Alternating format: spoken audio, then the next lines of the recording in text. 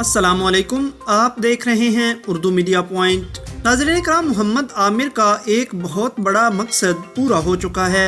मोहम्मद आमिर को एक बड़ा कंट्रैक्ट मिल गया है, जिसके बाद ये कयास आराइयाँ भी जारी हैं कि शायद इसी वजह से मोहम्मद आमिर ने रिटायरमेंट का ड्रामा भी किया था और अब उनका मकसद खुलकर सामने आ चुका है। नाजरीन, आपको बताएं कि कौमी टीम के साबिक फास्ट बाउलर मोहम्मद आमिर अपनी रिटायरमेंट का तमाम मलबा वकार यूनुस और मिसबाहुल हक पर डालते हुए ये कह चुके हैं कि वकार यूनुस और मिसबाहुल हक दोनों ने मुझे ज़हनी तौर पर अजियत दी है, लिहाजा मैं इंटरनेशनल क्रिकेट से रिटायरमेंट का ऐलान करता हूँ। वाकफान हाल कहते हैं कि मोहम्मद आमिर को ज़हनी तौर पर कोई परेशानी नहीं थी, बल्कि मोहम्मद आमिर मुख्तलिफ ममालिक में खेली जाने वाली क्रिकेट लीग्स का हिस्सा बनना चाहते हैं, जिसकी वजह से वो पाकिस्तान क्रिकेट बोर्ड के साथ अपना मुआहिदा मज़ीद जारी नहीं रखना चाहते, और ये बात सच होती भी दिखाई दे रही है।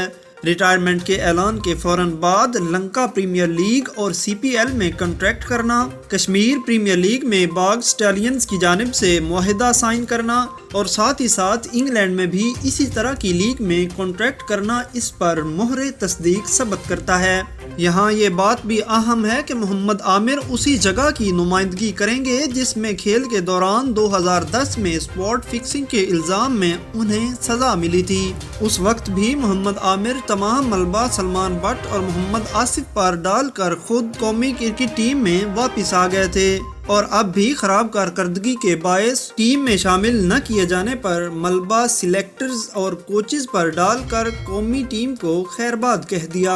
यहाँ आपको बताएं कि PCB के मुआहदे के मुताबिक मोहम्मद आमिर रवां साल PSL समेत सिर्फ एक ही लीग में शामिल हो सकते थे, मगर अब वो रवां PSL समेत 6 लीग्स खेलेंगे। दोस्तों, आप इस हवाला से क्या कहेंगे? कमेंट्स बॉक्स में अपनी राय जरूर दीजिएगा। अल्लाह निगहबान।